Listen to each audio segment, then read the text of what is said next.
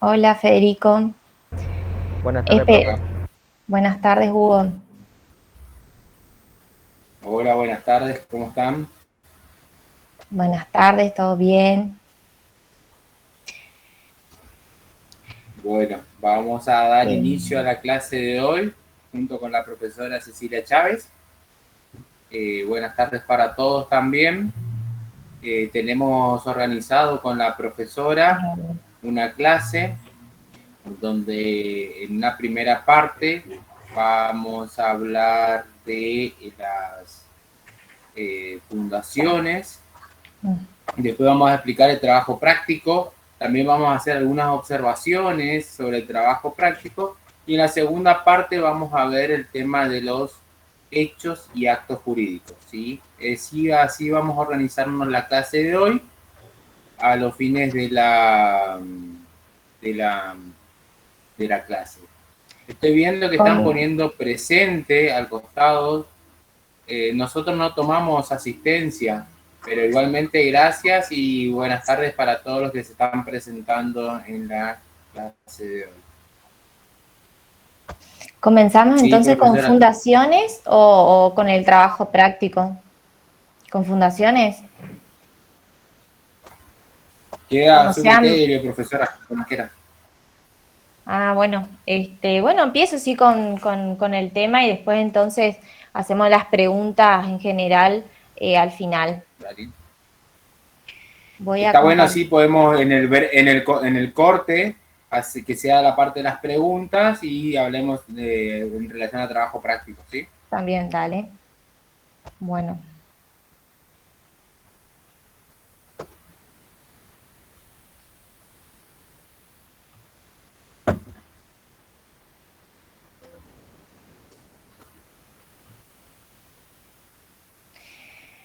Bueno, lo que vamos a ver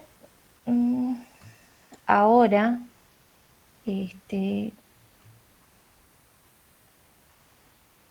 no me aparece mi Power, esperen. Tiene que estar abierto. Así. La clase pasada ustedes estuvieron viendo persona jurídica y vieron las personas jurídicas eh, de carácter público y las personas jurídicas de carácter privado. Respecto de las personas jurídicas de carácter privado, ustedes vieron las asociaciones civiles y las simples asociaciones. Ahora vamos a ver otra que son las fundaciones. Las fundaciones están regidas en el Código Civil y Comercial a partir del artículo 193 al 224 del Código Civil. En el artículo 193 está establecido, ¿sí?, cuál es el concepto de fundaciones, el objeto de la fundación, el modo de constitución y en cuanto a lo pertinente sobre su patrimonio. El artículo 193 establece que son personas jurídicas que se constituyen con una finalidad de bien común, sin propósito de lucro, mediante el aporte patrimonial de una o más personas destinadas a hacer posibles sus fines. Para existir como tales, continúa, y no lo puse en el Power, requieren necesariamente constituirse mediante instrumento público y solicitar la autorización del Estado para funcionar. Si el fundador es una persona humana, puede disponer por actos de última voluntad. Vamos a ver que estas fundaciones, entonces, comienza la definición diciendo que son personas jurídicas de carácter privado. Y esto surge del artículo 148, inciso D del Código Civil y Comercial.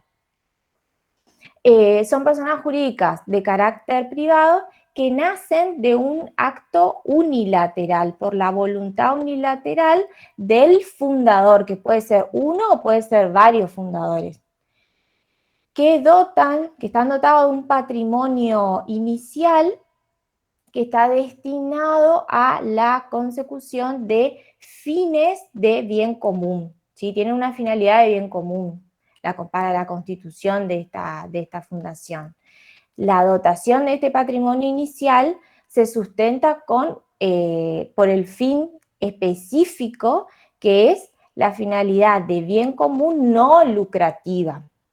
¿Sí? Este es el verdadero sentido que tiene estas personas jurídicas y tiene un trato privilegiado, ¿sí?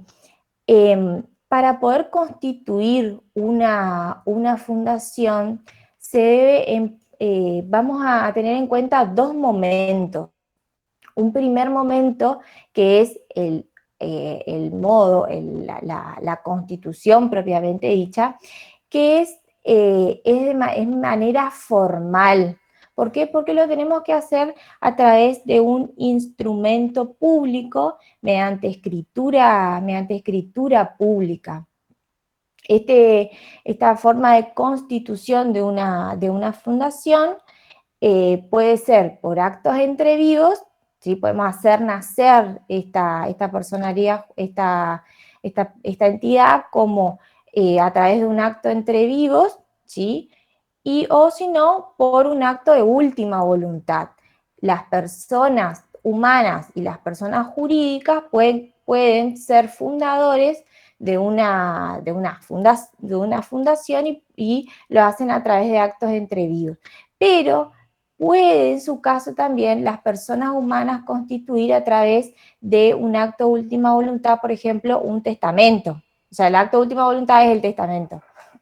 Por ejemplo, una persona no tiene herederos, entonces decide que redacta un testamento y decide donar sus bienes para conformar una fundación de bien común, ¿sí? Que puede ser para ayudar a las personas en situación de calle, por ejemplo. Para llevar adelante el acto de constitución, este fundador va a realizar un acto de constitución, acta constitutiva, que va a tener los requisitos que establece el artículo 195 del Código. A su vez también se va a redactar el estatuto en base a los requisitos que están establecidos en este artículo, que no lo voy a mencionar ahora porque vamos a ir desarrollando estos requisitos. Entonces, en un primer momento tenemos el acta de constitución, el estatuto, ¿sí? El acta de constitución es un instrumento que me va a dar origen a la fundación, y el estatuto va a regular la estructura interna que tiene, la estructura interna futura de la persona jurídica, y se va a proyectar en el futuro, ¿sí? No va a tener en cuenta solamente las actividades que va a realizar al momento de constituirse, sino durante todo el trayecto, durante toda la fundación. Y el segundo momento, que yo le dije al principio, el primer momento de la Constitución, y el segundo momento muy importante es que estas personas jurídicas, para que obtengan la personería jurídica, deben obtener la autorización del Estado para funcionar. En ambos casos, si se constituye por actos entrevidos o por disposiciones de última voluntad, el instrumento público, ¿sí?, que yo obtengo, tengo que presentar ante la autoridad competente, que va a ser la que me va a autorizar. En el caso de la provincia de Misiones es la Dirección de Personas Jurídicas. y va a evaluar si, si esta futura fundación cumplimenta con los requisitos que están en el artículo 195 y en el caso de que cumplimente le otorgan la personería jurídica. Es muy importante y el Estado va a controlar que se cumpla, porque la fundación tiene una finalidad de bien común. Al Estado le importa, tiene un interés de que se cumpla este fin de bien común porque beneficia a la sociedad. Entonces, por eso es rigurosa al momento de otorgar la personería jurídica, no quiere que se frustre el fin que tiene la fundación. Vamos a ver los requisitos del acto constitutivo, los datos del fundador, nombre, domicilio de la fundación, la designación de su objeto, y me quiero detener en el patrimonio inicial. El patrimonio inicial, el patrimonio fundacional, constituye un requisito indispensable para el otorgamiento de la autorización. Antes, previo a la autorización, yo tengo que acreditar cuáles son los bienes por los cuales voy a llevar adelante el fin que tiene la fundación, ¿sí? Y estos bienes que componen el patrimonio de la fundación tienen que ser posibles para el cumplimiento de esos fines.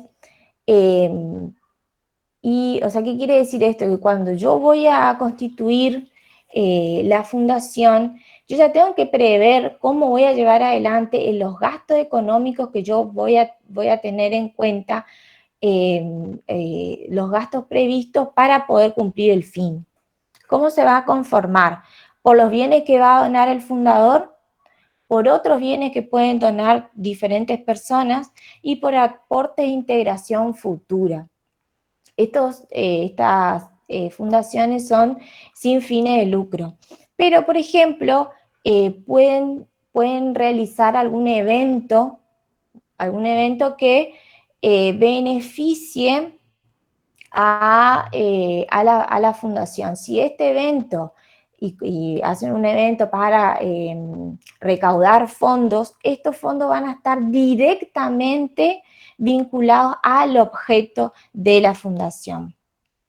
Y si el aporte del fundador es en dinero o en títulos valores, el dinero, porque fíjense que al momento de la constitución yo ya tengo que decir cuáles son los bienes. Entonces yo al momento de la constitución digo, bueno, tengo 2 millones para la fundación. Estos 2 millones de pesos que yo tengo en efectivo para poder conformar el patrimonio inicial de la fundación, hasta obtener la personería jurídica, es decir, la autorización del Estado, voy a tener que depositar en un banco, ¿sí?, autorizado por la autoridad competente. El banco es el Banco Nación, el Banco Macro, ¿sí? Y a su vez, todas las donaciones o los compromisos de donaciones tienen que estar establecidos en el acta constitutivo, ¿sí?, para que el Estado me pueda otorgar la personería. Además, debe tener un plan trienal de acción.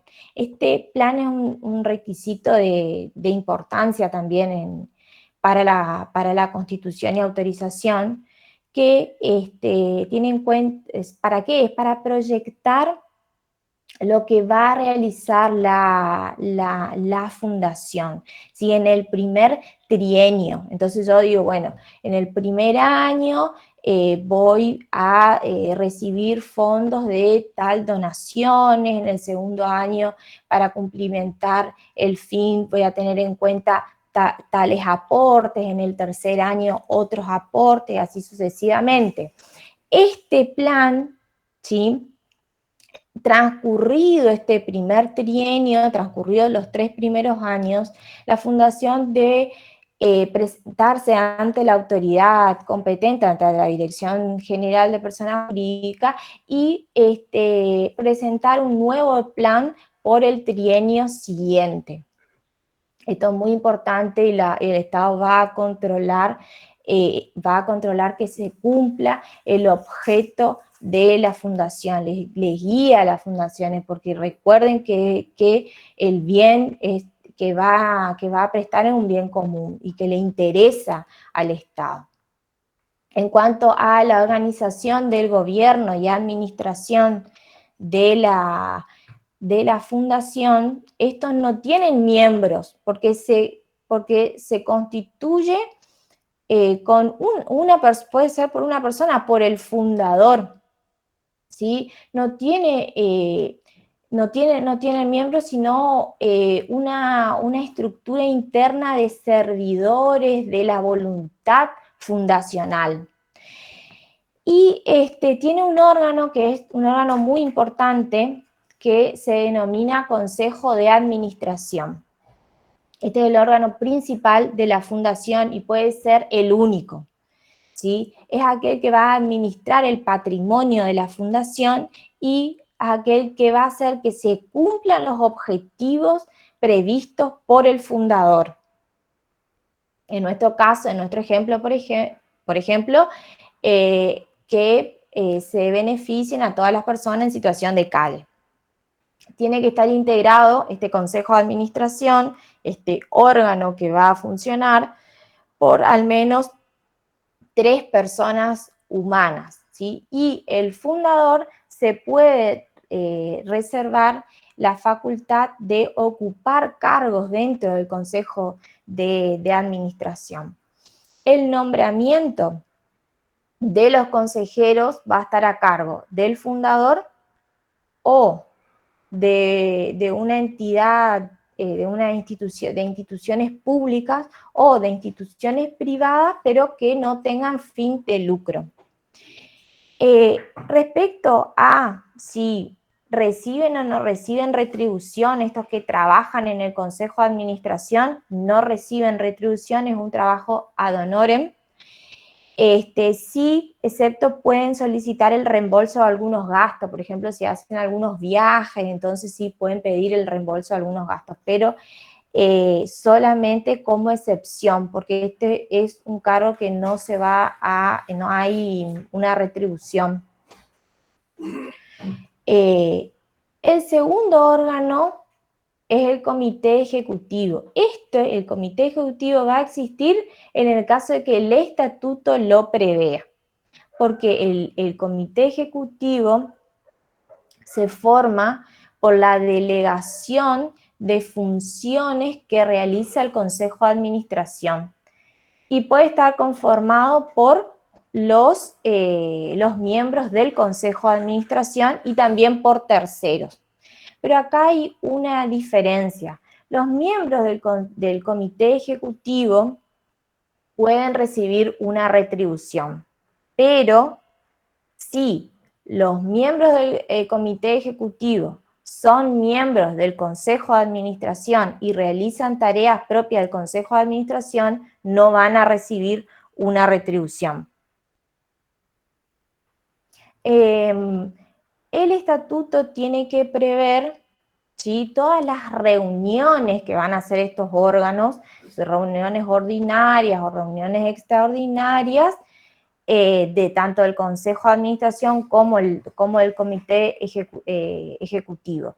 Tiene que establecer el procedimiento de convocatoria, ¿sí? Y en cada una de las reuniones se debe labrar un acta que va a estar establecido en un libro especial y que va a contener el acta, un resumen de todo lo que ocurrió en la reunión.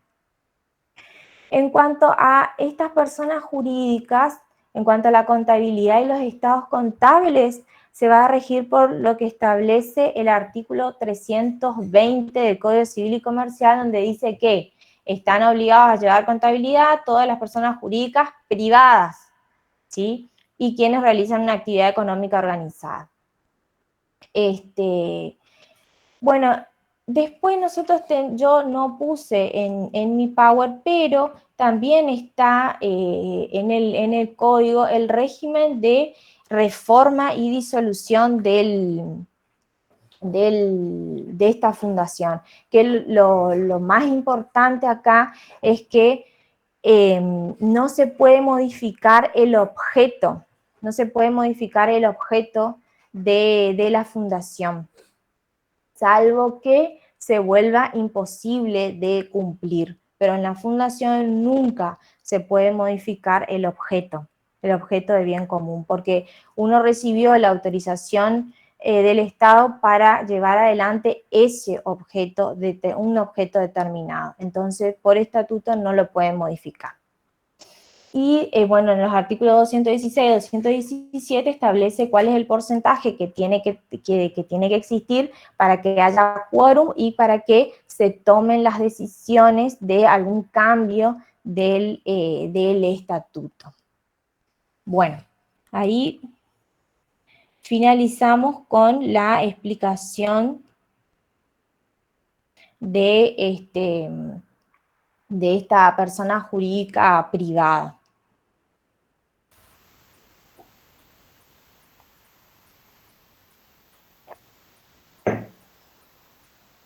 ¿Tienen alguna pregunta para hacer a la profesora sobre las fundaciones?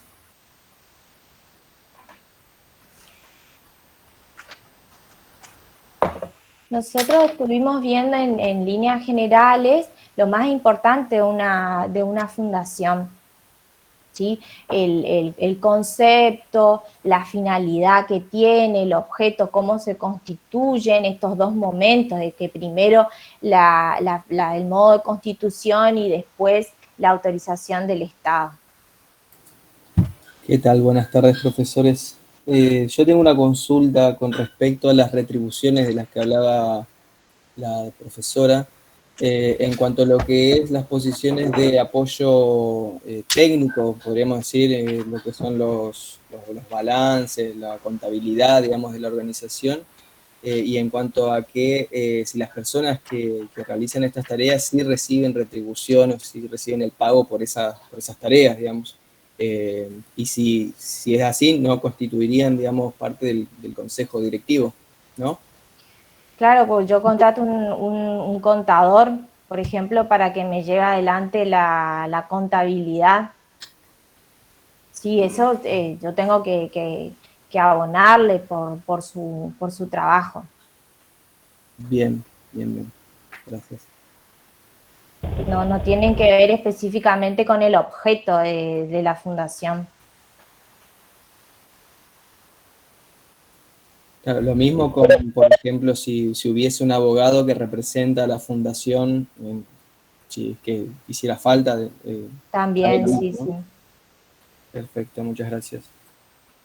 Acá Ramiro dice, profe, para emplear información estudiamos del código. Sí, del código, en principio del código, y después yo puedo subirles, me comprometo a subirles algún link o algún documento donde yo preparé la clase. Así ustedes, bueno, también pueden seguir ahí y pueden entender mejor o seguir bien el tema.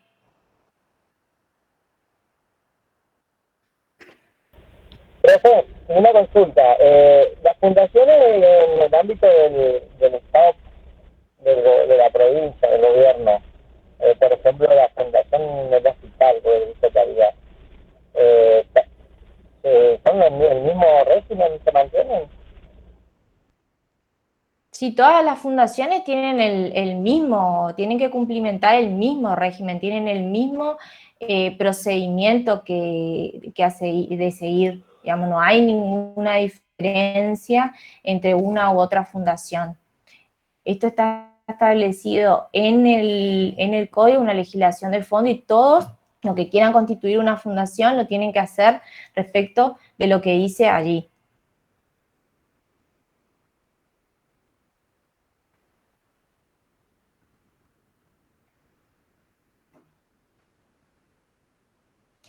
Y respecto a lo que dice Rosa, no se graban estas clases.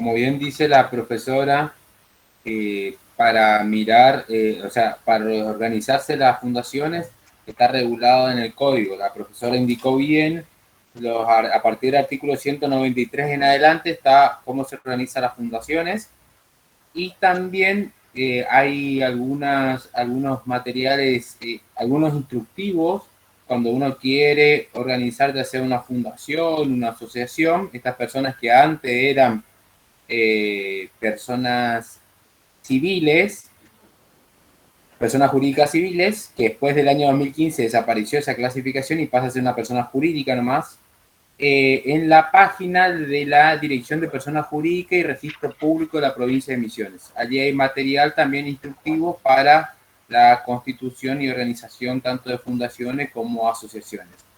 Asociaciones va a ser el tema de cuál va a ser el trabajo práctico, que ahora también va a explicar la profesora. Cuando, a modo de cuento una anécdota, antes cuando ejercía la profesión, cuando venían a consultarme si le convenía organizar una fundación o una asociación, usted, antes de responderle, ¿qué usted prefiere organizarse? ¿Como una fundación o como una asociación? ¿Cuál usted piensa que le conviene para una organización sin fines de lucro? Luciana dice asociación. ¿Por qué?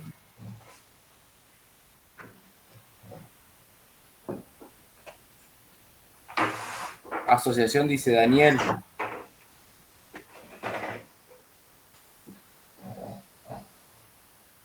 No tengo micrófono, pero escribo. A ver, escribí nomás, Luciana, te leemos. Aparte de producir una asociación, tienen, o sea, el órgano de control es las personas físicas las que la crearon en conjunto. Creo que va a tener más margen de trabajar. Vos decís, Hugo, que recomendás organizar una asociación porque el órgano de control es una persona humana, no, ahora no existe persona física, es una persona humana, y que eso es mucho más fácil el control que la dirección de personas jurídicas. ¿Vos a eso te referís? Sí, o sea, porque una fundación estaría bajo lo que está creado y por lo que es el armar el creador, digamos, Claro, el órgano de control es externo en la fundación, en cambio en la asociación hay órganos de control interno y externo. Sí, a eso quería decir, o sea, dentro de la asociación se puede coordinar las acciones. Bien. Está bien, es un fundamento, pero no va por el lado del control. Porque si vos querés evadir control, no te recomiendo ninguna, ¿sí? La idea es que vos hagas las cosas como corresponden. Hay algunas, acá es a los fines de, la pregunta va más, a ver, me dice Luciana, lo que vimos en la clase pasada era el permiso del Estado para empezar a funcionar. Sí, eso es lo que habíamos visto como requisito para las asociaciones, también requiere sí o sí por parte del Estado, y no empieza a funcionar a partir de desde su acto constitutivo, sino que necesita sí o sí autorización por parte del Estado. Le doy una pista. Cuando me hacen esa pregunta, yo le digo, a ver, ¿vos cómo querés tomar las decisiones? ¿Vos cuánto dinero querés invertir en una asociación o una fundación? ¿Y cuántas personas querés que sean parte de una fundación o una asociación? ¿Y ahí usted qué le recomendaría? Por el tiempo de duración no es porque el tiempo se lo puede fijar o no en el estatuto, eso no es un tiempo determinado, eso no es un requisito, Martín. Puede ser que en el caso de las asociaciones los directores van rotando cada determinado tiempo, y es por votación, y al haber socios que por ahí aportan una cuota, entonces depende de la categoría de socios, tienen mayor poder de decisión, y en el caso de las fundaciones por ahí el órgano directivo más fijo, digamos, y las decisiones están en manos de menos personas, ¿puede ser? A ver, si te entendí bien, Gastón, que vos decís que las asociaciones van rotando, en cambio la fundación no tiene posibilidades de rotar, sino que los puestos de dirección están más estables, ¿o a eso te referís? Claro, sí, sí, sí. Por allí va algo de la respuesta. Por allí va algo de la respuesta. Una de las respuestas cuando a mí me preguntaban, yo le asesoraba, llegué a asesorar un par de asociaciones también en su momento, le decía algo parecido a lo que manifiesta Gastón. Le decía primero, a ver, vos cómo querés tomar las decisiones. ¿Querés tomarlo vos solos o con un grupo reducido? ¿O necesitas, como en una asociación, la aprobación de la asamblea para poder tomar las decisiones en la comisión directiva? Primero. Entonces, si vos querés ser un órgano más personalista o más pluralista.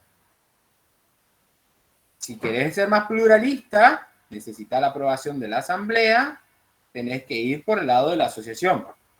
En cambio, si querés ser más personalista, o por el fundador o alguna de las personas que son miembros de la comisión directiva de la fundación, bueno, vamos por la fundación. Ese por la respuesta en relación a las decisiones. Ahora bien, en relación al número de personas, acuérdense que las asociaciones como mínimo tiene que tener 50 miembros. No sé si a alguien le pasó alguna vez, a mí sí, que me vinieron y me preguntaron que necesitaban firma para poder constituir una asociación. O sea, buscaban personas, te pedían el DNI, el nombre y una firma para constituir una asociación, porque necesitaban llegar a ese límite o sea, ese piso mínimo de 50 personas para poder entrar a funcionar en una asociación. En cambio, la fundación no tiene ese límite. Y otra cosa, que allí sí vamos por lado de la asociación y no por la fundación, para constituir una asociación, el costo y el capital es más económico. Actualmente no sé cuáles son los capitales que están exigiendo la dirección de personas jurídicas, pero siempre las asociaciones son de costos mucho más bajo el capital inicial que las fundaciones, que son mucho más altos los capitales iniciales para poder iniciar y poder entrar en funcionamiento. Así que todas esas variables uno tiene que tener en cuenta al momento de asesorar o aconsejar o guiar a una fundación o una asociación y qué quieren llevar adelante. Ahora vimos los beneficios o la normativa que regula las fundaciones. Para el trabajo práctico le va a quedar a usted ver todo cómo funcionan las asociaciones. Profesor, ¿podría ser también que en el caso de las fundaciones necesariamente tiene que haber un objeto de ayudar, digamos, a las demás personas, y en el caso de las asociaciones civiles pueden constituirse meramente porque uno quiere realizar, por ejemplo, actividades deportivas que podrían considerarse de bien común, pero que en realidad constituye digamos, una cuestión privada, digamos, de lo que constituyen la organización? Ahí va por el lado del objeto. Y te digo así de forma sintética lo que vos estás diciendo, Gastón. En el artículo 168 habla específicamente del objeto de las asociaciones civiles. Y te dice que el objeto de las asociaciones civiles no puede perseguir el lucro como fin principal, te dice el código. Ni pueden tener por fin el lucro para sus miembros o terceros. Entonces, ustedes me preguntan, a ver, hay Asociación de Fútbol Argentino, ¿es una asociación y no tiene fin de lucro? La AFA es una asociación civil. En cambio, las fundaciones, la profesora habló también del cuál es el objeto y a qué se destina ese patrimonio de la fundación, que tampoco tiene un fin de lucro. Que tampoco tiene un fin de lucro. Y eso específicamente te habla en el artículo 193. Y se constituye con una finalidad de bien común, te dice el artículo 193. Entonces, ambos son sin fines de lucro. O sea, a eso, ambos son sin fines de lucro. No existe diferencia al respecto. Después vemos que hay fundaciones y asociaciones. Y uno dice, bueno, y ustedes me van a preguntar, y bueno, ¿y qué hace con todo el dinero que ingresa, por ejemplo, la Asociación de Fútbol Argentino, con sponsor, televisación, comisiones, torneos, etcétera, etcétera? ¿Qué hacemos con todo ese dinero si decimos que no tenemos fin de lucro?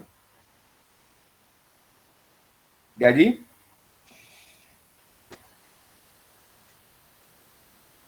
Grondona no tenía ningún fin de lucro, por eso estuvo 30 años como presidente de la Asociación de Fútbol Argentino.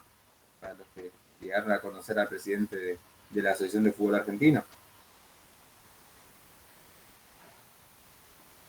Bueno, son preguntas para pensar.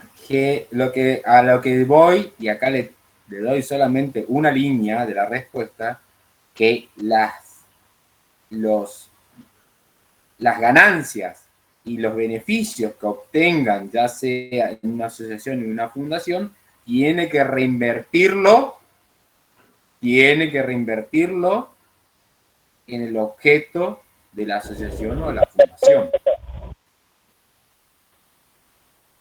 Sí, Hugo, creo que está por hacer una pregunta. No, disculpe, en el objeto quería hacer. Tendría que reinvertirlo para lo que está creado. No se te escucha muy bien, no sé qué querías decir. No sé si escuchó, profesora. No llegué a entender. Digamos, lo que junta la asociación tiene que reinvertirlo en el objeto por el cual fue creado. Okay. Sí, profesora, sí, me escuchamos. No, dice que tiene que reinvertir en el objeto por el que fue creado. Eso es ese dinero que ingresa. Profe, ¿puedo Exacto. hablar? ¿Profe? Sí, Gastón.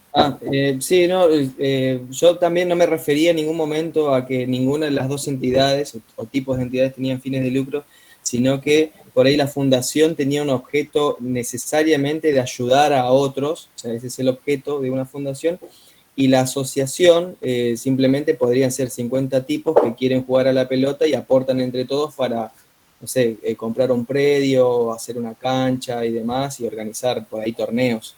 Entonces, eso no le ayuda a nadie, sino a su bien, digamos, a su propósito, que es jugar a la pelota, sin perseguir un fin de lucro, digamos, de obtener beneficio económico, pero sí para satisfacer una necesidad o un requerimiento de jugar a la pelota, por ejemplo.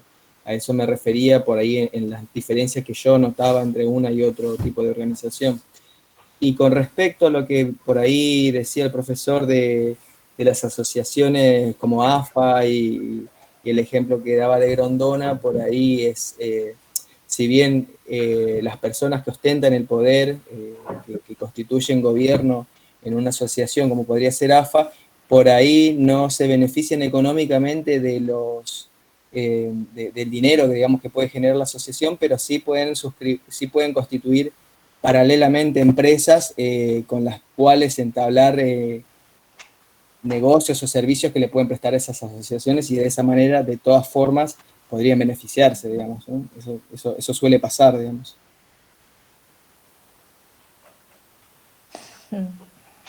Bueno, gracias Gastón por la reflexión. La segunda parte ya es un hecho ilícito, ¿sí? Es un acto ilícito que a eso no podemos dar validez en esta clase. Sería, si no estábamos dentro de la norma.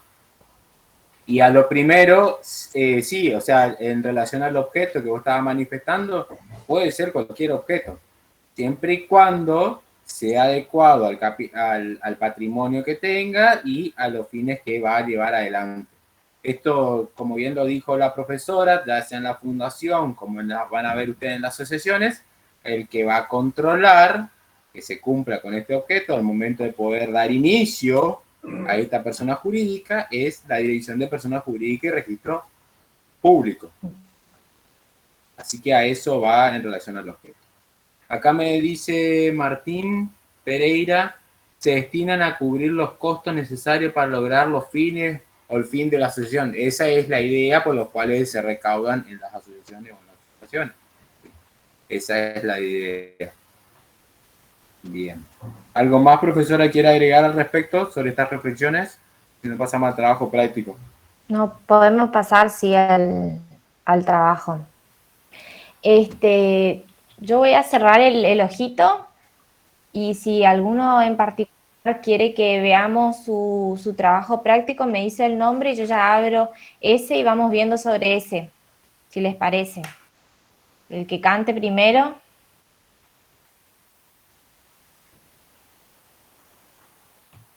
Si no, abro cualquiera nomás.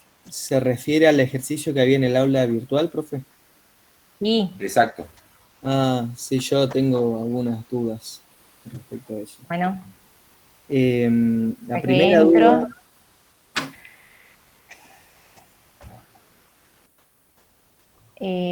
Decime tu apellido, que no te estoy viendo acá. Fernández Luciano Gastón.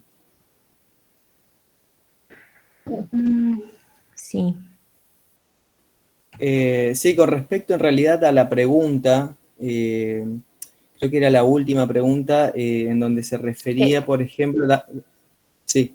¿Querés que vayamos viendo de a una, desde la primera? Así por Bueno, ahí si sí. otros también tienen el mismo, la misma inquietud.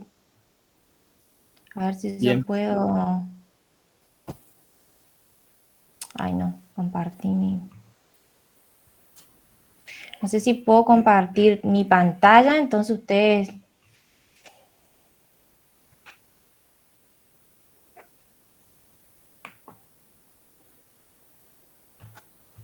Si no, les leo nomás el primer... no ven ahí, ¿no? No se ve. No se ve. No me deja compartir. Léele nomás, sí, para que Sí, le voy a sea leer más nomás. rápido.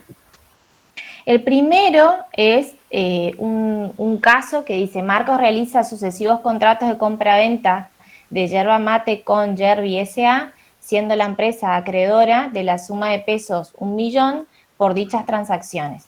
Marcos, como reconocido revendedor de yerba en la provincia, al momento de contratar tiene en su patrimonio una casa familiar, un departamento, 2 autos, pero por cuestiones personales decide vender el departamento, sacarlo de su patrimonio y comprar otros bienes. Si los dueños de la empresa se enteran de tal situación, ¿deberían actuar? Entonces, la primera opción era la empresa acreedora se debe oponer judicialmente iniciando una acción directa contra Marcos para impedir la venta del bien porque podría afectar su patrimonio y se vería en riesgo el pago de la deuda. Esa es incorrecta. El patrimonio de Marcos constituye prenda común de sus acreedores, por lo que requiere el consentimiento de Yerbi S.A. para cualquier modificación, también es incorrecta. La correcta era: la empresa acreedora no debe preocuparse por los cambios que se suscitan en el patrimonio de Marcos porque no está en peligro el cobro de la deuda. Fíjense que Marcos debe una suma importante de 1 millón, pero tiene en su patrimonio una casa, un departamento, 2 autos. Si él decide vender, sacar de su patrimonio un departamento, ¿sí? Él tiene otros bienes para hacer frente a la deuda. Entonces, en ese caso no se ve en peligro su patrimonio, por lo que los acreedores no tienen ningún tipo de acción ni tampoco Marco tiene que pedir ningún tipo de consentimiento para poder disponer de su propio patrimonio, porque hay otros bienes para hacer frente a esa situación. Vamos con la segunda. El patrimonio es una universalidad de derechos que está compuesto por bienes y cosas muebles o inmuebles. Identificar en la siguiente lista cuáles son cosas muebles conforme el artículo 227.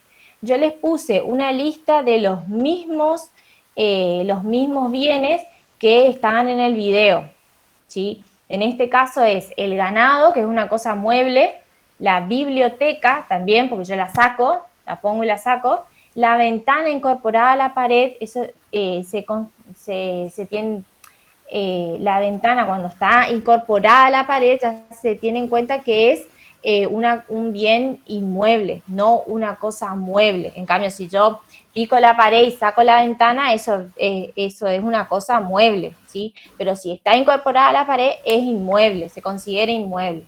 El placar de pared es la misma situación que la ventana, por eso se considera inmueble, y el vehículo automotor también es una cosa mueble registrable. Entonces, en este caso sería el ganado, la biblioteca y el vehículo automotor como correctas. La siguiente, que es respecto de los acreedores. Hay tres tipos de acreedores.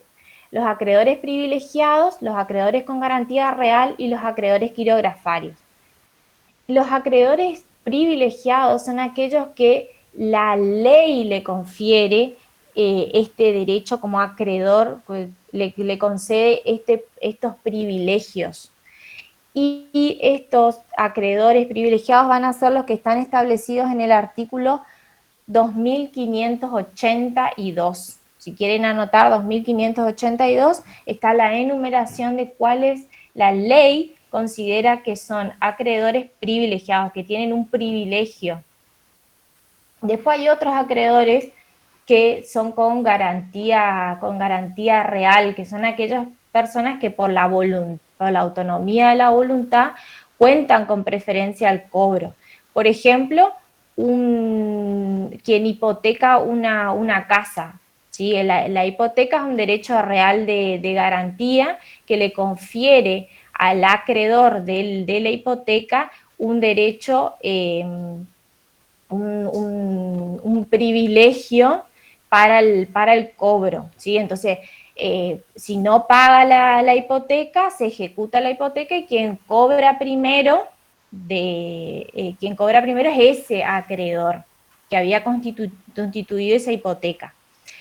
Y los acreedores quirografarios son los acreedores comunes, son aquellas personas que tienen como garantía de sus créditos la totalidad de su patrimonio de su deudor, pero cobran con posterioridad a todos los demás. Por ejemplo, yo le debo plata a María, ¿sí? Pero yo no tengo ni un privilegio, no le constituí un derecho real sobre ninguna cosa, solo yo le debo 10.000 pesos a María, ¿sí? Entonces, al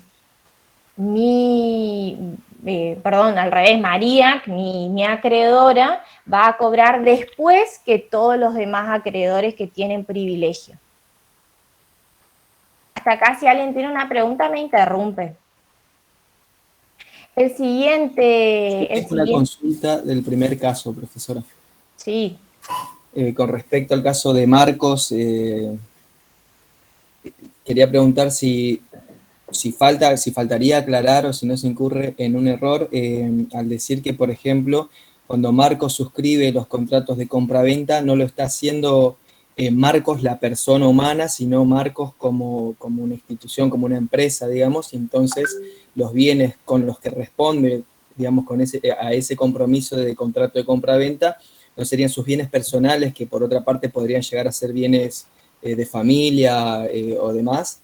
Entonces por ahí me generó esa duda al momento de responder, digamos. Está bien. Sí, porque no está aclarado. La verdad que gracias por aclarar, no me había dado cuenta.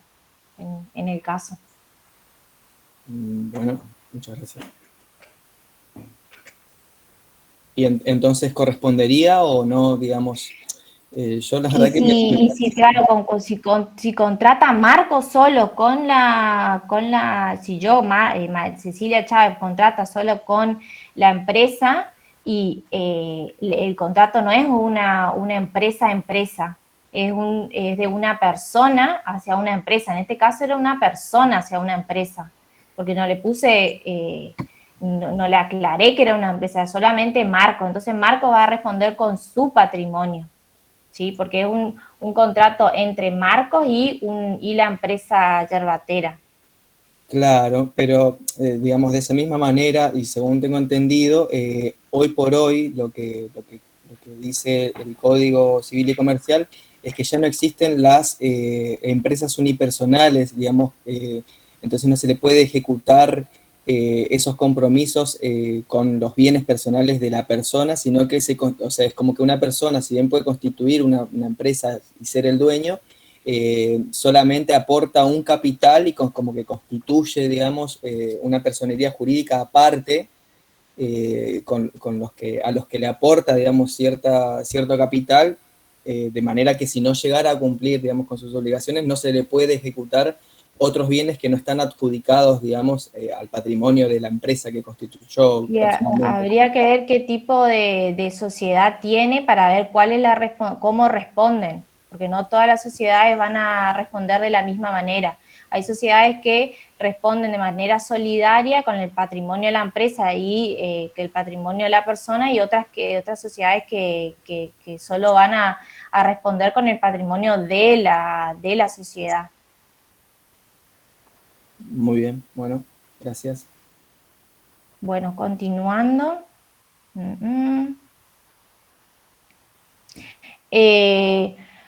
Juan alquila, el cuarto. Juan alquila un departamento de su propiedad a María, pero al poco tiempo ella debe mudarse de ciudad y decide subalquilarlo a su hermano Gerardo, con el consentimiento del locador.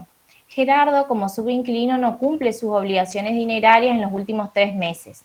Juan tiene acción contra Gerardo para cobrar el alquiler adeudado por María en la medida de la deuda del sublocatario.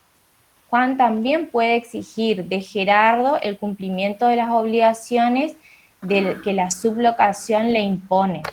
Según el caso, ¿qué tipo de acción judicial tiene Juan para hacer valer sus derechos? La respuesta correcta era una acción directa. Y casi todos me respondieron tiene una acción subrogatoria. La acción directa está establecida en el artículo 736 del Código Civil y Comercial. Es la acción que le compete al acreedor para percibir de un tercero, para percibir lo que un tercero le debe a su deudor, dice el Código, hasta el importe de sus créditos. En la acción, particularmente la acción directa, el Código establece cuándo se puede interponer esta acción directa. El caso que yo les di es del artículo 1216 del Código, que dice: sin perjuicio de su derecho respecto al locatario, el locador tiene acción directa contra el sublocatario para cobrar el alquiler adeudado por el locatario, en la medida de la deuda del sublocatario.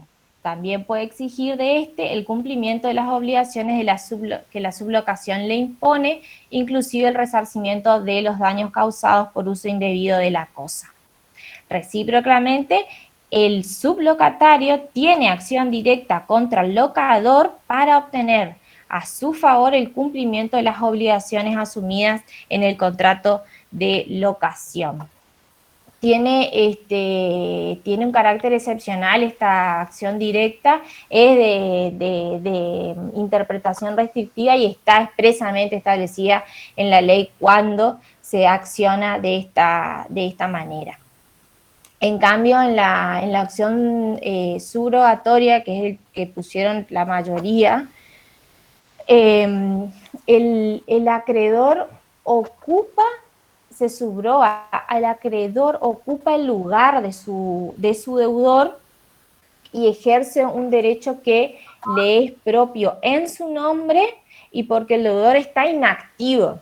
Fíjense, por ejemplo, y voy a dar un ejemplo de acción subrogatoria, que por acá yo ya anoté, el ejemplo del profesor en el video es, Juana ha comprado un valioso inmueble, pero no quiere escriturar el inmueble, porque teme que si incorpora ese patrimonio, ese bien a su patrimonio, el bien que va a recibir en herencia, sus acreedores pueden embargar, subastar y cobrarse sus créditos.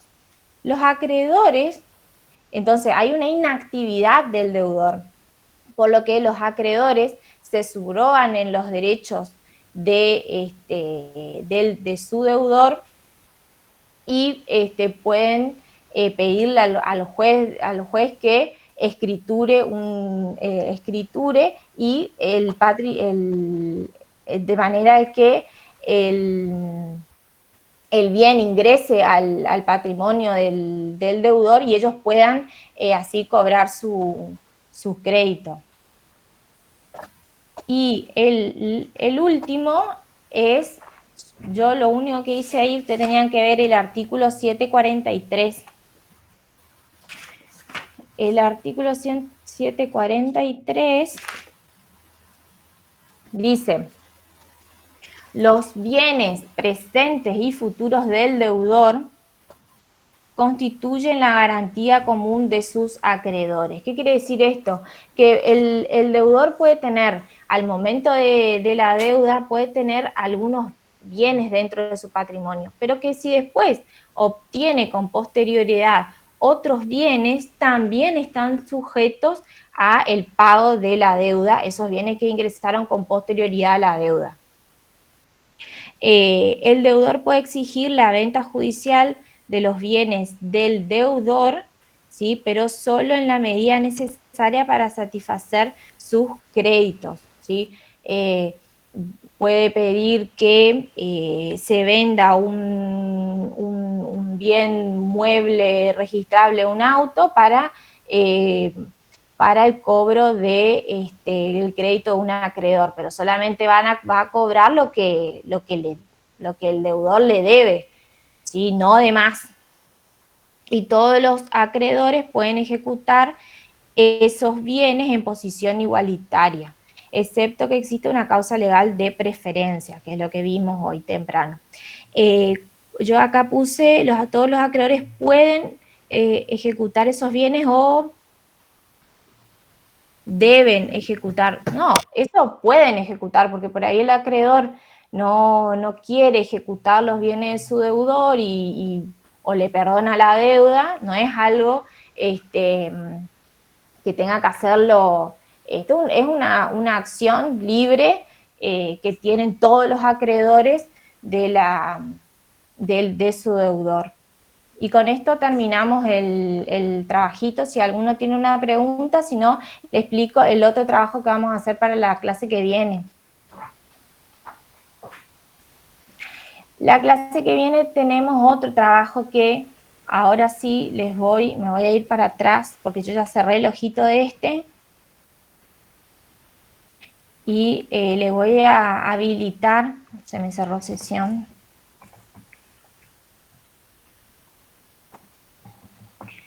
En este trabajo práctico, ustedes tienen 3 preguntas.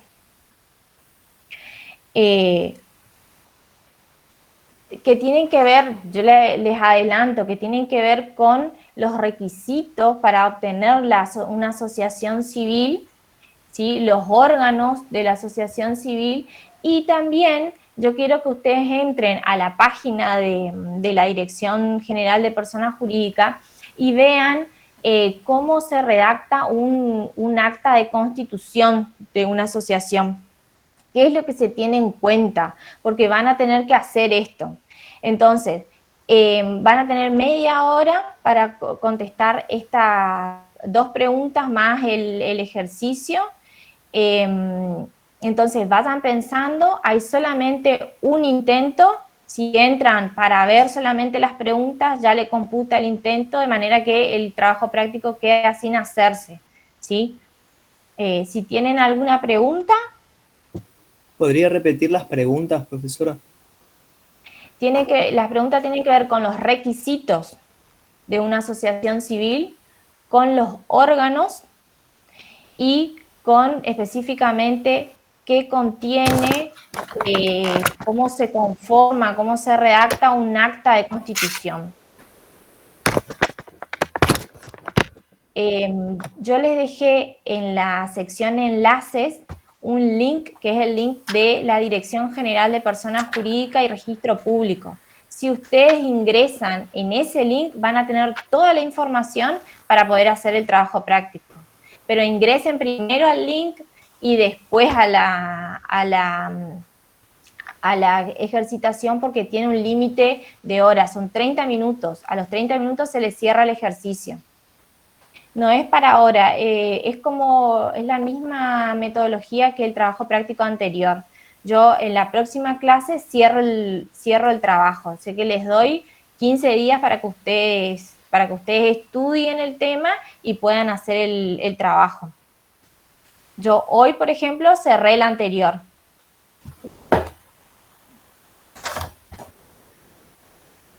Y si no tienen más preguntas, pasamos con el profe. Ahí pregunta Ana, ¿para cuándo el práctico? Ahí justo respondió la profesora, tienen 15 días para realizarlo. Recordá, Ana, y a todos los alumnos le decimos, y hablamos esto con la profe, de que tienen un solo intento van a tener para poder hablar, para poder realizar la actividad. ¿Sí? Es bueno que lean el material previamente para así hacer el trabajo práctico. El link lo va a tener, Rosa, el link, dijo la profesora, que está subido en el aula virtual. Así que allí sí, va a la estar sección el link. enlaces. Exactamente. Solamente para agregar, tengan en cuenta que cuando ustedes responden, tienen que responder la respuesta que ustedes consideren que son correctas.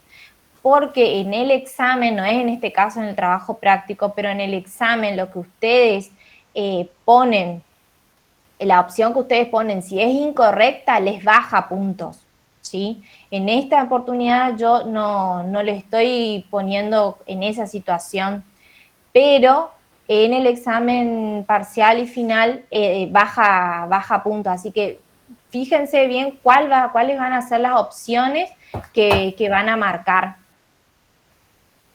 Eso nomás.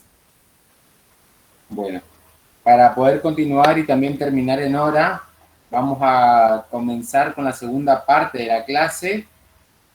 Así que si tienen alguna duda, pregunta. Nosotros siempre con la profe nos quedamos 5 minutos al finalizar la clase y allí nos pueden hacer alguna pregunta si le quedó más sobre el trabajo práctico.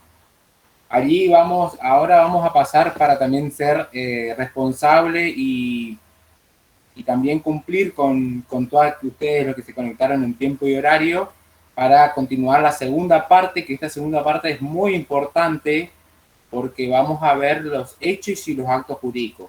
Estos temas que vamos a ver hoy van a ser trascendental para las demás unidades, que vamos a ver después, obligaciones y contratos. Si ustedes aprenden bien hoy lo que vemos en hechos y actos jurídicos, va a ser el ABC para todo lo que va a continuar en las demás unidades.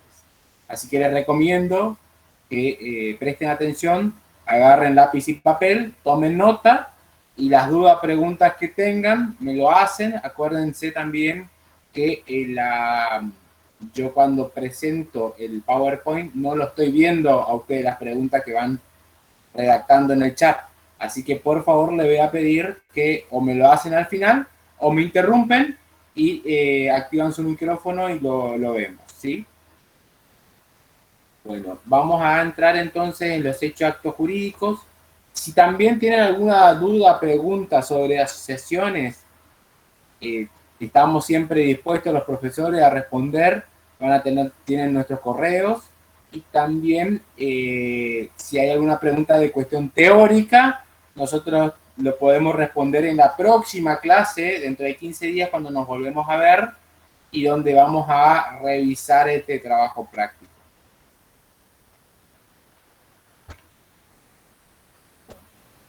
Voy a compartir pantalla.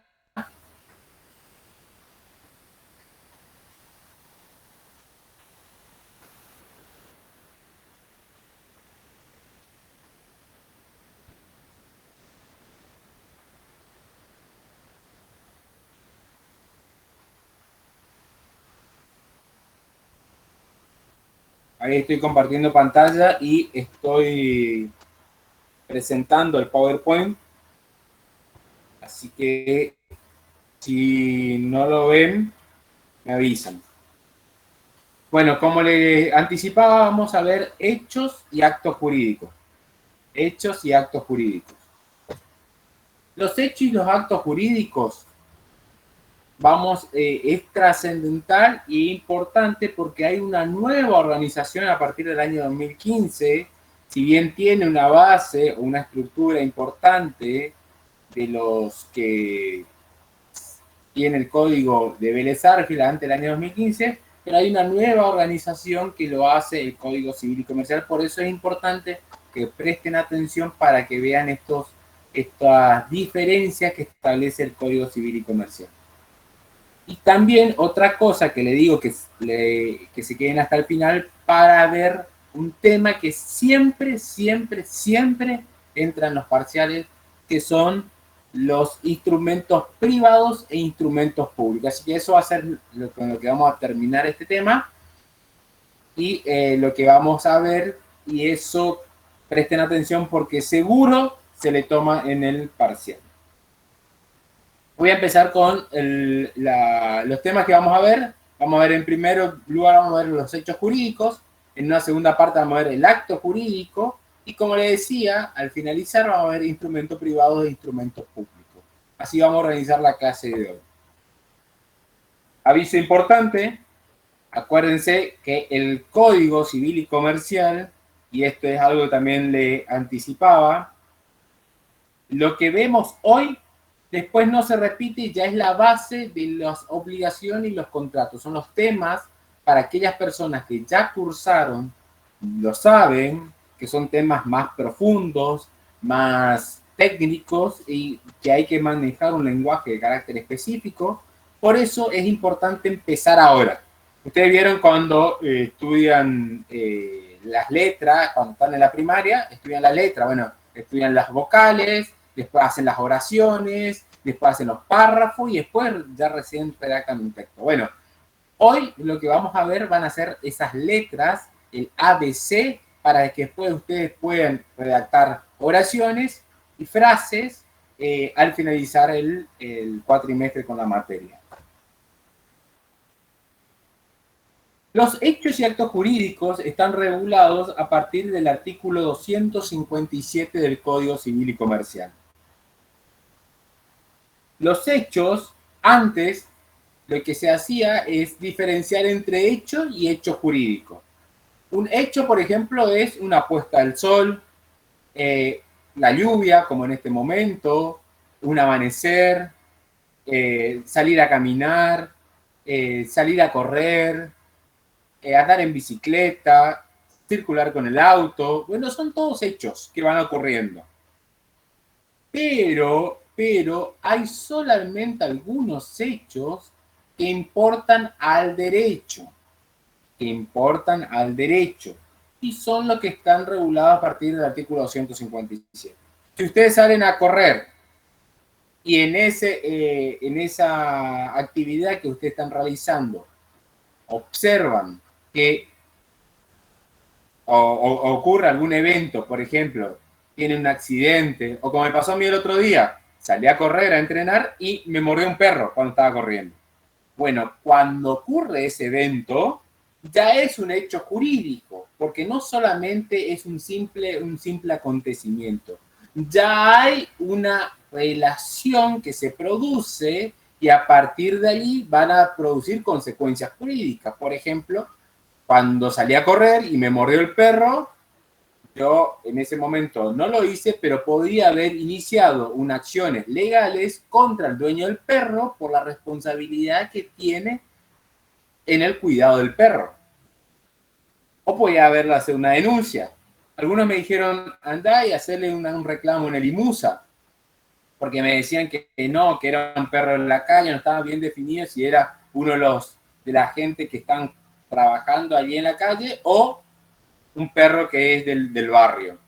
Entonces, bueno, también quedaban esas dudas. Entonces, tiene consecuencias jurídicas, no solamente salir a correr, sino que en este caso produce un acontecimiento que produce efectos jurídicos. El hecho jurídico está regulado en el artículo 257, y dice que es el acontecimiento conforme al ordenamiento jurídico que produce el nacimiento, modificación o extinción de relaciones o situaciones jurídicas. Y a diferencia, encontramos el código, y acá empieza la primera diferencia que hace el código, que clasifica entre los hechos jurídicos, simple acto lícito y el acto jurídico. Antes que esto, yo le traigo una noticia, en el año 2013, cuando estábamos allá los primeros años dando de PUM, saqué esta noticia del diario de primera edición y decía, confirman 51 muertos por el temporal. Si bien una lluvia en principio no produce consecuencias jurídicas, pero ya cuando hay muertos, cuando produce alguna situación, por ejemplo, granizo, te rompe el auto, o el temporal, se cae un árbol y te rompe la casa y a partir de allí mueren personas. Bueno, por eso, a partir de ahí ya tiene consecuencias jurídicas.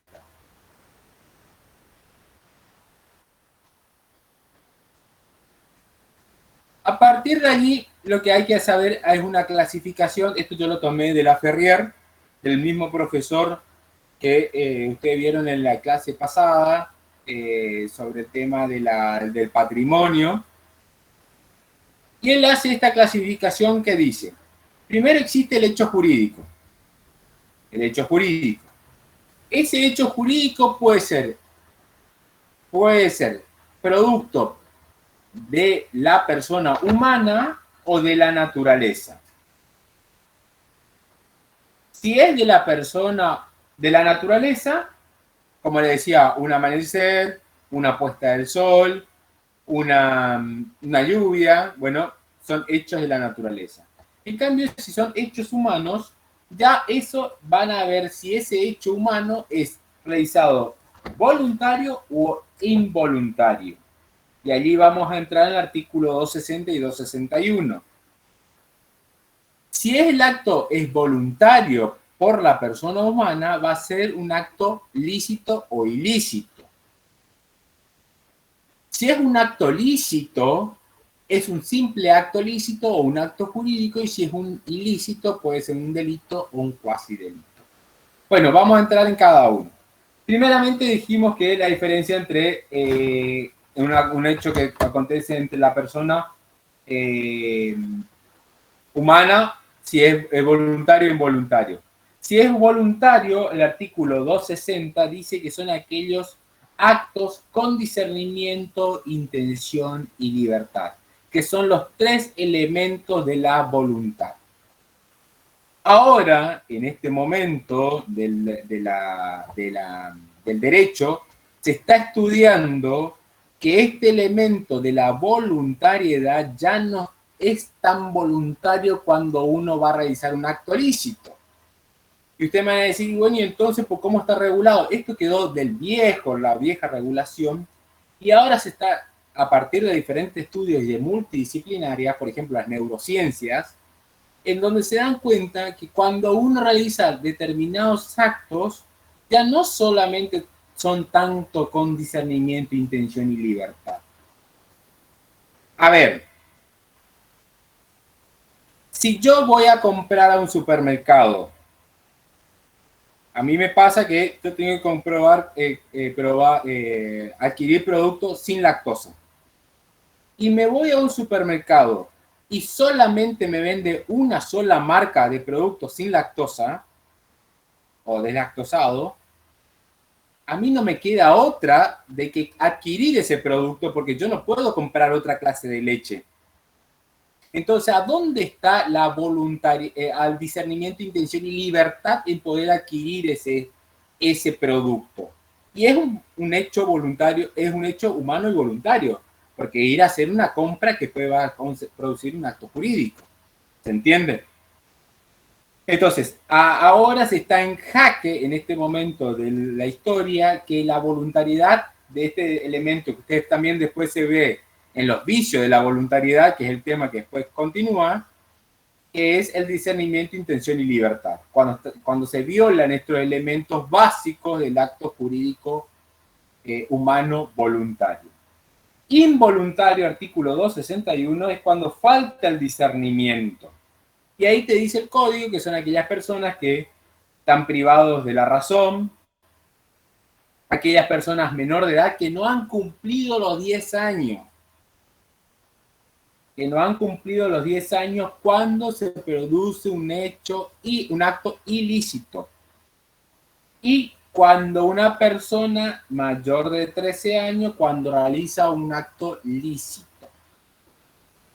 Esta es una nueva clasificación que también hace el código. Si una persona menor de 10 años realiza un acto ilícito, se quiere decir que es un acto involuntario. Y si una persona menor de 13 años realiza un acto lícito, también es un acto involuntario. Si hace un acto lícito mayor a esa edad, ya es un acto voluntario y que alguien tiene que responder. Por ejemplo, si una persona, ayer me pasó en el tribunal, yo trabajo en un juzgado de familia, una persona de 16 años tuvo hijos con una persona de manera ocasional y entonces a partir de ese acto que tuvo a partir de los 16 años, tener un hijo, 15 o 16 años tiene, va a tener que responder, va a tener que pasar alimentos, va a tener que darle una identidad y alguien tiene que responder. Entonces ahí va, ese es un acto voluntario lícito que produce consecuencias jurídicas. ¿Se entiende? Si esa persona era menor de 13 años, bueno, ahí se iba a ver si es una cuestión de carácter ilícito. También me pasó un caso en el tribunal de una persona de 10 años que quedó embarazada. 10 años que quedó embarazada. Bueno, pregunta. Dejo de compartir pantalla.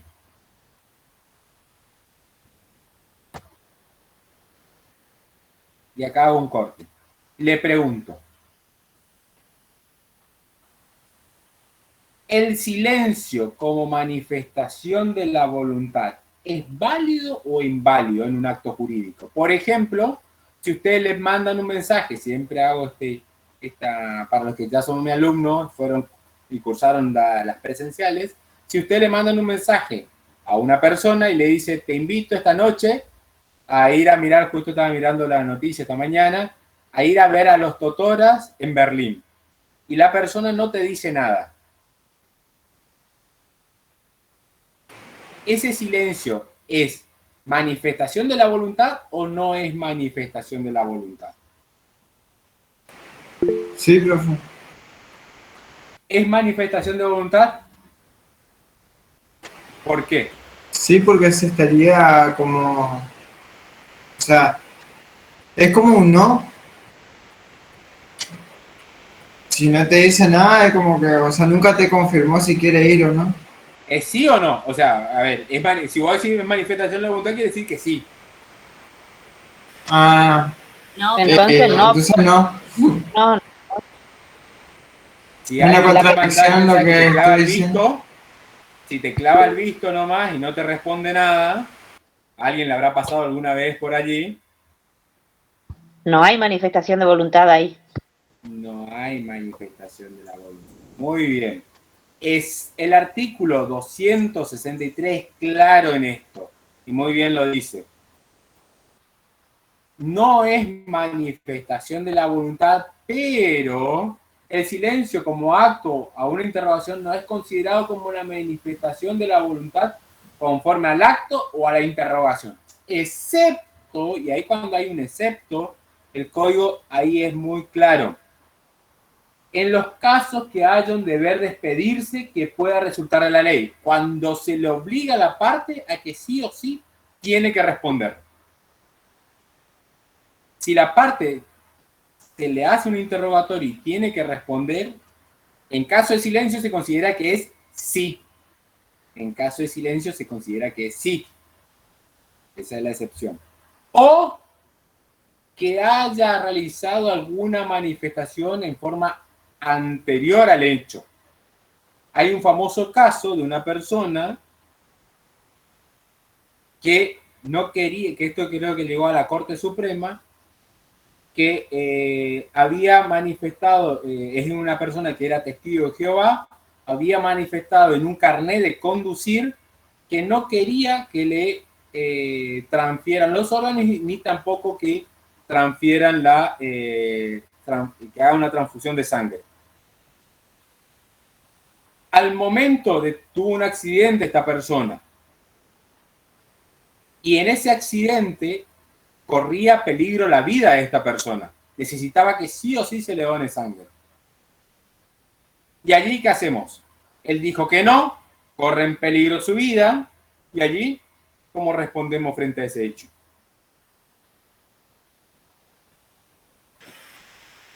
¿Se le pregunta a algún familiar? No, porque acá dijo que no. Para mí que se respeta la decisión que tomó esa persona. Lo que dice Sofía, y también lo dice Mayra, y lo dice, a ver, ¿quién está más? Ayrton. Profesor, ¿y el juramento se respeta lo que hipocrático? dice la otra persona. La declaración precedente es válida para ese acto. Por más que en ese momento se está corriendo peligro la vida de la persona. Claro, porque hay un manifestado, él lo manifiesta por escrito, así que eso es un documento a su favor. Hay el código te dice declaración precedente. Puede ser por escrito, oral, grabado, video, lo que sea. Tiene que haber una declaración precedente. Eso es lo que te exige el código en el artículo 263, en el último punto. ¿Estamos? Bueno, sigo con la presentación. Profe, pero en el caso de que la persona esté consciente, puede cambiar de opinión y dar su aprobación. En ese caso sí, si la persona está consciente y necesita la transfusión, sí. Pero en este caso, al que yo le comenté, Florencia, la persona estaba en estado de coma, no podía manifestar su voluntad, pero sí encontraron unos carnets de conducir viejos en donde él había dicho esto. Y además era testigo de Jehová, también eso. Que la religión no permite la incorporación de la sangre. Y en el caso de que no haya una manifestación antecedente y se le haga la transfusión y después denuncia al hospital. Y allí, en ese caso, a ver, él no hizo ninguna manifestación, se le hizo, ahí hay que ver si corre peligro la vida o no de la persona. Ahí se evalúa eso, Florencia. Ok, perfecto. Bueno, sigamos. ¿Y los médicos no estarían avalados por el juramento hipocrático? No escucho. ¿Los médicos no estarían avalados por el juramento hipocrático? ¿De qué se trata ese juramento? Salvar la vida ante todo. Y bueno, en ese caso habría que ver eso. Por eso le estoy diciendo a Florencia que hay que ver si corre peligro la vida. Y también si el médico, me pasó en algunos casos que tuve que resolver, si el médico siguió el proceso, la ley del arte de curar se llama, en donde ellos tienen el procedimiento que lleva adelante esa práctica. Si ellos hicieron todos los estudios previos para poder llegar a esa conclusión. Eso es lo que se evalúa en ese momento. Bueno.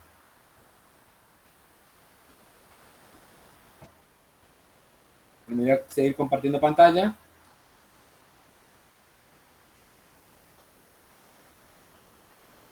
Voy a cerrar la ventana porque... Bueno. Vamos a hablar un poco para poder avanzar más rápido. Hablamos del acto, hablamos del voluntario, involuntario, lícito, y me faltó darle el concepto del acto jurídico. Cuando en esta clasificación veíamos que es lícito, es el que es válido por un simple acto lícito, es el que está regulado en el artículo 258, y el acto jurídico, propiamente dicho, el 259. ¿Cuál es la diferencia? Una vez hace más o menos año 2015, recién salió el código, 2015, 2014, 2015, estaba saliendo el código, y un alumno no entendía, me acuerdo bien todavía como si fuera hoy, toda una clase tratando de entender la diferencia entre un simple acto lícito y un acto jurídico. Lo que hace el código al diferenciar entre el simple acto lícito y el acto jurídico es el efecto que tiene ese acto. Si es mediato o es de carácter inmediato. Si es mediato en el tiempo, es un simple acto lícito. Y si es inmediato el efecto jurídico, es un acto jurídico propiamente dicho. Artículo 259 establece esa diferencia. Bueno, entramos a analizar el acto jurídico, que dice el artículo 259, es el acto voluntario lícito que tiene por fin inmediato la adquisición, modificación o extinción de relaciones o situaciones jurídicas. Ahí le dice más o menos los caracteres de que es acto humano, voluntario, lícito, y que tiene una finalidad jurídica carácter inmediato de producir relaciones o situaciones jurídicas.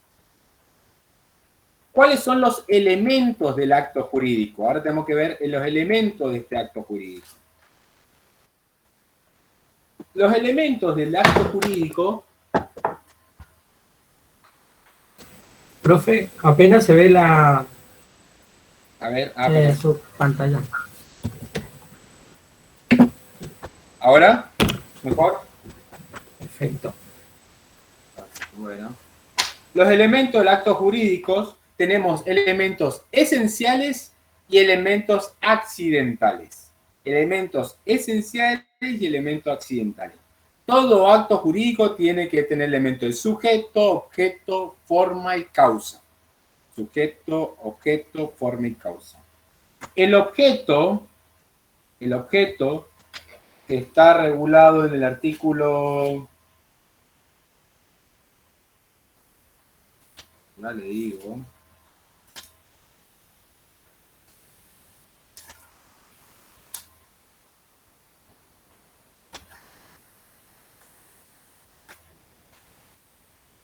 Artículo 279, siempre se dice que el objeto de los actos jurídicos tiene que ser no puede ser un hecho imposible, que sea una cuestión imposible, que tampoco puede ser prohibido por la ley, contrario a la moral, la buena costumbre, al orden público, de carácter lesivo y que viole la dignidad humana de la persona. O sea, puede ser motivo especial que sean prohibidos por la ley.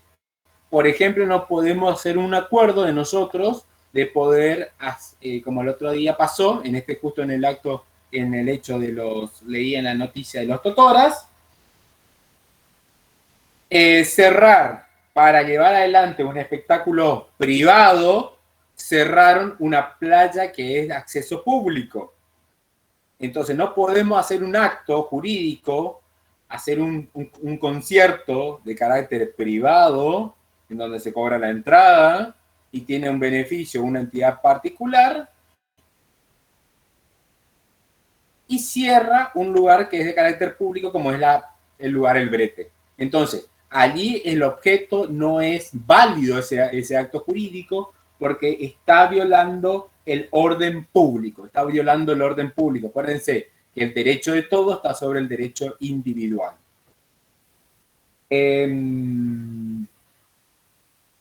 Tampoco podemos hacer los famosos contratos que son de carácter ilícito, por ejemplo, hacer un acuerdo con vender a un chico hacer un acuerdo hacer una donación cuando en verdad es una compraventa. En ese caso es un objeto de carácter ilícito, no es válido para el ordenamiento jurídico. O sea, yo te estoy haciendo una donación, pero en verdad te estoy mintiendo y estamos mintiendo y haciendo como una simulación de una compraventa. Segundo objeto esencial es el sujeto. El sujeto tiene que actuar con los elementos de la voluntad, del artículo 260, tiene que actuar con discernimiento, intención y libertad. Con discernimiento, intención y libertad. Ese sujeto tiene que ser capaz para poder realizar el acto jurídico. Ejemplo, no se puede hacer un contrato de una compraventa de un inmueble con un menor de 13 años. Yo no puedo hacer contrato de un terreno con un menor de 13 años. El otro elemento esencial, vimos el sujeto, vimos el objeto. Ahora vamos a la forma.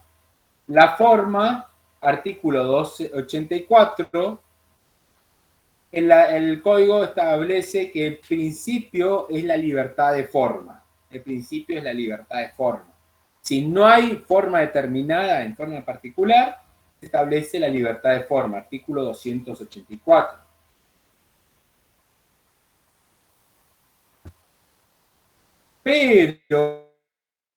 Pero hay actos que sí o sí tienen que tener determinada formalidad.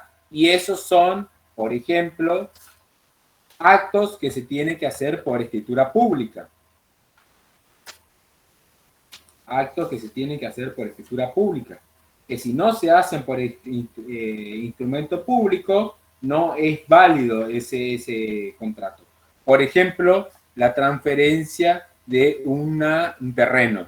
Sí o sí hay que hacerlo por escritura pública. Entonces, principios son no formales y excepto que tenga determinada formalidad. Y ya vamos a entrar en los específicamente los instrumentos privados e instrumentos públicos. Pero antes que nada, quiero pasar a el último elemento que me faltó acá, que lo puse acá, que es la causa, que está regulado en el artículo 281. Y la causa es el fin inmediato que tienen las partes al momento de realizar el acto jurídico. Pregunta que siempre le hago, y esto lo voy a hacer más rápido, siempre lo trato de hacer un poco más dinámico, pero en un contrato de alquiler, ¿cuál es el fin inmediato que tiene el inquilino y cuál tiene el fin inmediato que tiene el dueño del departamento, supongamos? El inquilino, el fin inmediato que tiene, que sería la causa por el cual él realiza ese acto jurídico, por ejemplo, tener un lugar para poder vivir con su familia, o alquilar un lugar para poder poner un local comercial. Es el fin inmediato que él tiene. Y para el dueño del departamento o del local es obtener una ganancia a partir del alquiler. Entonces es el fin inmediato. Entonces esa es la causa por la cual se lleva adelante el acto jurídico. Sujeto, objeto, forma y causa. Y ahora entramos a los elementos accidentales, y esto lo voy a hacer un poquito más rápido, que son aquellos elementos que pueden o no estar en el acto jurídico. Y los tres elementos son la condición, el plazo y el cargo. La condición, el plazo y el cargo son elementos accidentales que están regulados. La condición, artículo 343, el plazo en el artículo, a partir del artículo 350 y el cargo 354. La condición es subordinar la adquisición de un derecho a un acontecimiento futuro incierto. Por ejemplo, te voy a regalar el auto el día que te reciba de técnico universitario en administración contable. Te voy a regalar el departamento el día que te reciba de contador. Entonces, esa es una condición para que exista esa donación que va a ser la adquisición de un auto o un terreno. El plazo también es postergar a un tiempo. Por ejemplo, de acá a 9 meses, cuando nazca tu hijo, te voy a regalar la cuna. Entonces postergamos a 9 meses para el regalo de la cuna. O también al vencimiento del mes tenés que pagarme el alquiler. Cada vez vencido tenés que pagarme el alquiler. Del 1 al 10 tenés que pagarme. Entonces es un plazo que se posterga en el tiempo para producir un acto jurídico. Y el cargo, que está regulado en el artículo 354, es una obligación accesoria a quien le da un determinado derecho. El ejemplo clásico, y algo que siempre también digo, la Quinta Olivos. La Quinta Olivos, ustedes saben que es una familia, allá cuando se fundó la Argentina, donó esa quinta para que allí resida el presidente de la nación. Si allí no reside el presidente de la nación, los herederos de esa familia pueden quedarse con ese lugar, con la Quinta Olivos, porque ellos donaron a la República Argentina para que en ese lugar viva el presidente de la nación. Esto es verdad. Ustedes no sé si conocen el local que está allí por calle, el lugar que creo que está Humanidades, que está por calle San Lorenzo, casi Mitre, los que viven acá en Posadas, y es un lugar que se donó a la facultad, a la Universidad Nacional de Misiones, para que allí se dicten las clases de la Facultad de Ciencia Económica. ¿Se está utilizando para la Facultad de Ciencia Económica? No. Entonces los herederos de los que donaron ese lugar pueden llegar a quedarse porque allí se tienen que dar clases de ciencias económicas. Ese es un cargo. O sea, te doy una donación, pero además te doy con una condición para que vos para que vos tenga ese bien. Bueno, y terminamos con lo que había prometido, para también estar en tiempo, hablar de los instrumentos privados e instrumentos públicos. Esto es lo último y que siempre se toman en los exámenes. El instrumento privado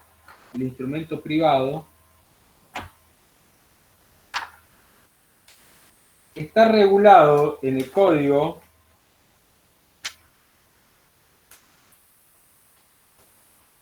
a partir del artículo 287.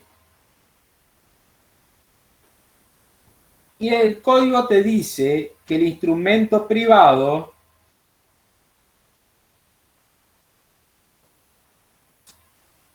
el requisito para que sea un instrumento privado es la firma del que está realizando determinado acto. Por ejemplo, un instrumento privado es un certificado médico. Eso es la firma del médico que le da un medicamento o te dice, mira, vos tenés determinada enfermedad. Si no está firmado, se considera instrumentos particulares no firmados, te dice el código. La firma es el requisito fundamental que tiene que tener el instrumento privado.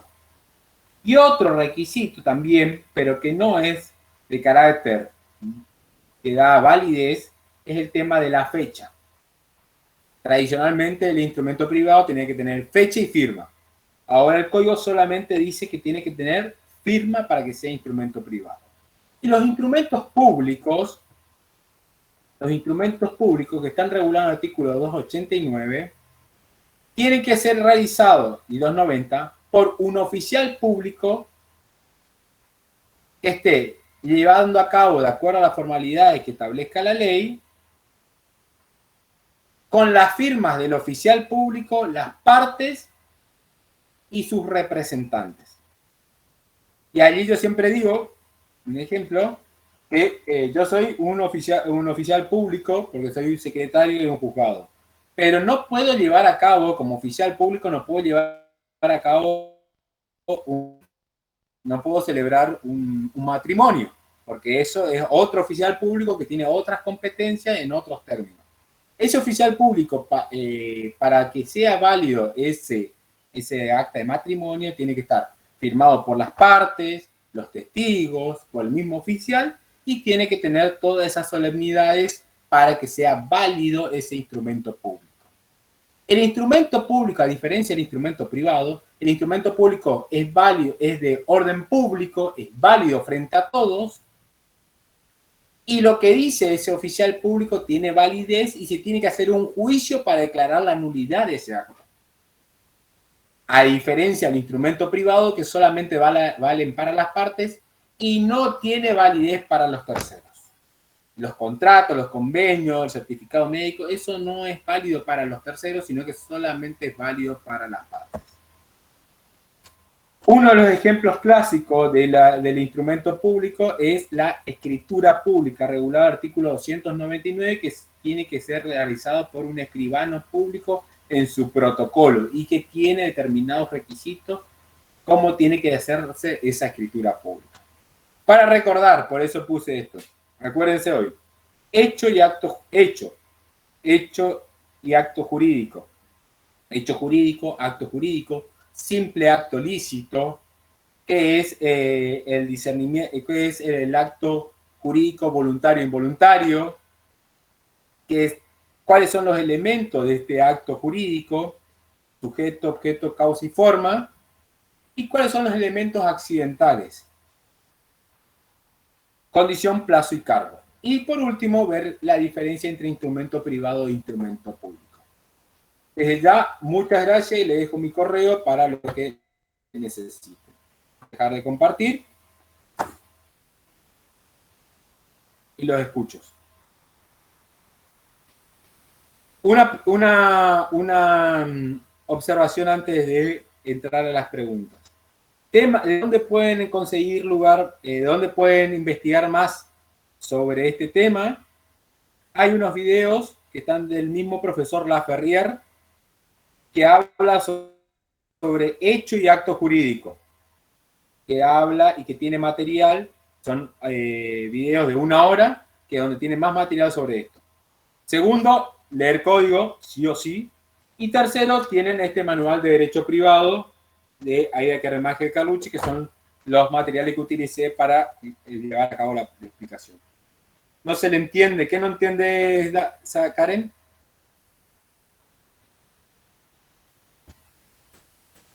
No, que se le sale cortada la voz, profesor. Ah, puede ser por el micrófono. Perfecto. ¿Hay alguna pregunta en particular, Karen, que no se llegó a comprender? Puede ser por mi conexión de internet también. Yo escucho bien. Debe ser la conexión de Karen. De Karen. Perfecto. Profesor, Martín me pregunta, con respecto a los hechos jurídicos, el hecho voluntario, entonces, depende de las oportunidades que debería tener una persona.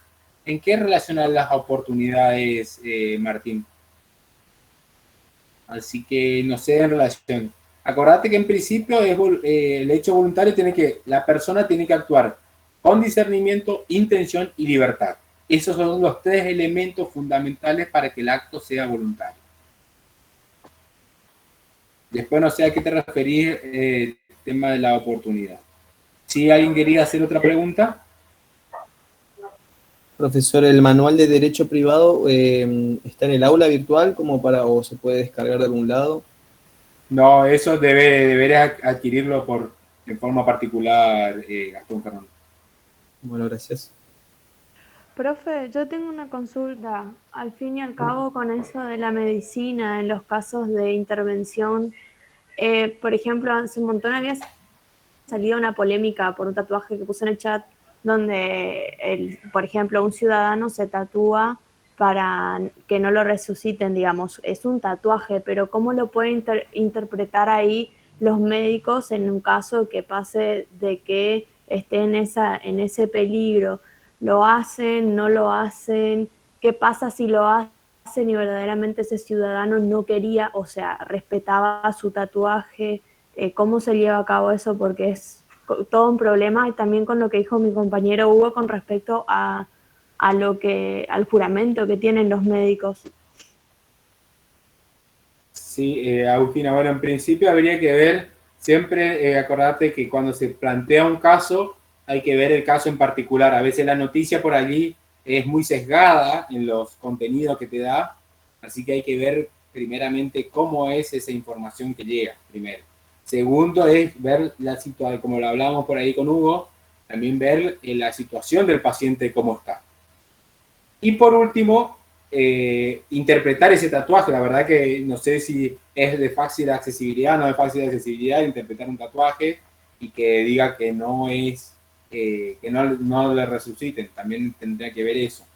En estos casos, acuérdate que tiene que haber una manifestación de la voluntad. Si vos te pones el tatuaje, no quiero que me resuciten, y es claro y evidente, bueno, allí es obviamente que no te van a resucitar.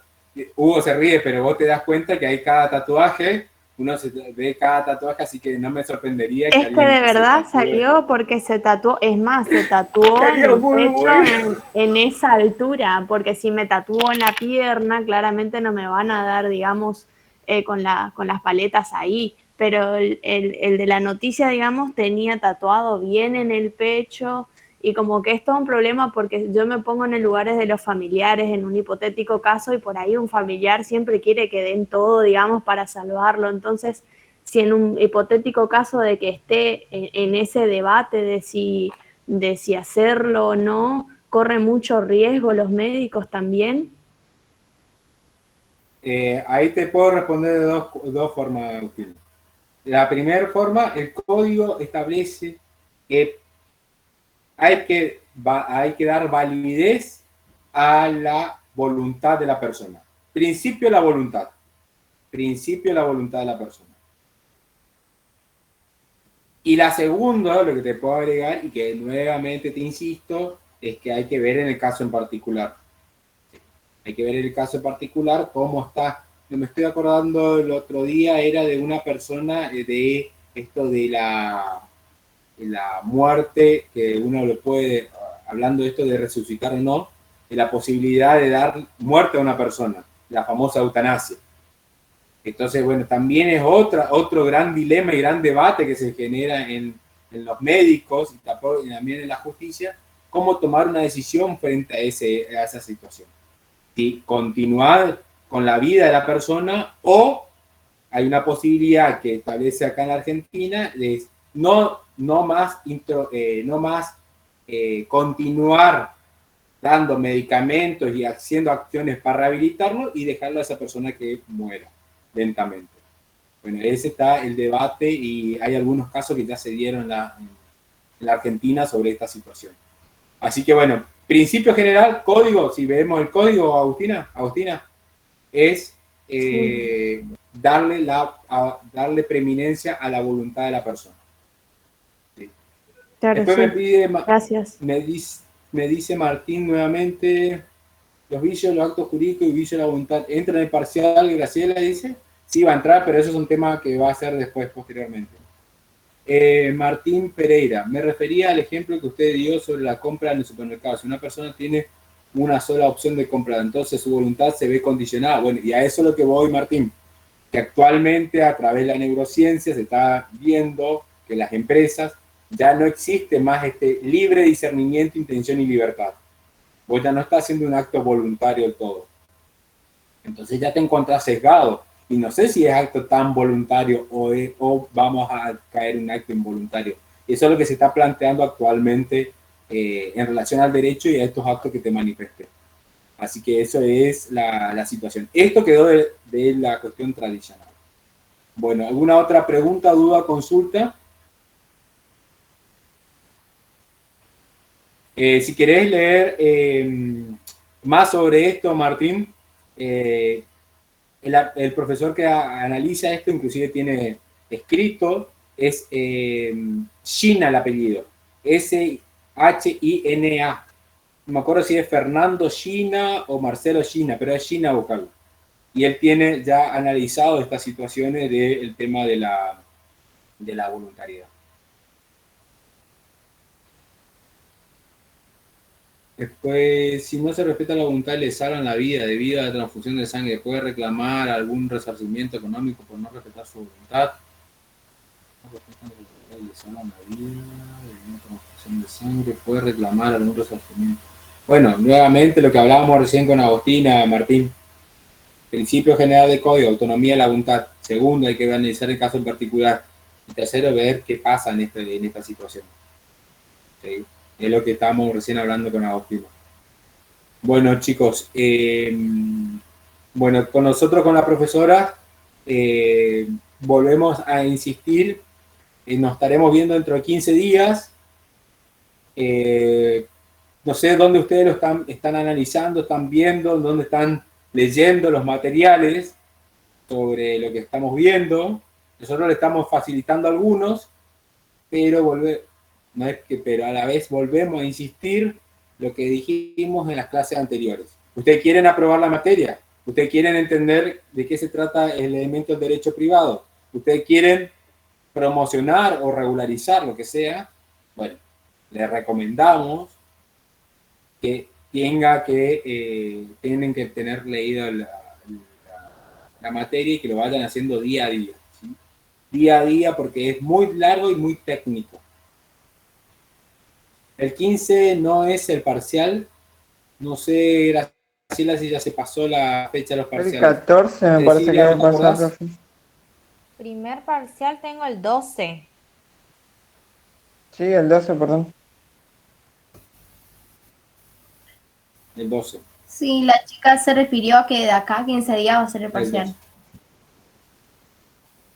Ah, por eso, bueno. Entonces vamos al parcial. Sí, antes del parcial tiene que estar hecho el trabajo práctico. Los dos. Exacto, necesitamos sí o sí porque con eso nosotros evaluamos. Bueno, chicos, si no tienen ninguna pregunta, ¿el profesor quiere agregar algo más? No, nada. Estaba mirando el cronograma. Bueno. Si no tienen más ninguna pregunta, duda o consulta, nuevamente gracias por conectarse, gracias por estar, por nuevamente compartir esta tarde. Y como siempre, nosotros con la profesora tratamos de dar lo mejor y dedicarle este tiempo a ustedes para que crezcan y aprender entre todos. Bueno, chicos, que tengan buenas noches, buena semana y nos estaremos viendo con ustedes recién en el parcial entonces. Hasta luego. Gracias, profe. Hasta luego. Hasta luego. Hasta luego. Buenas noches.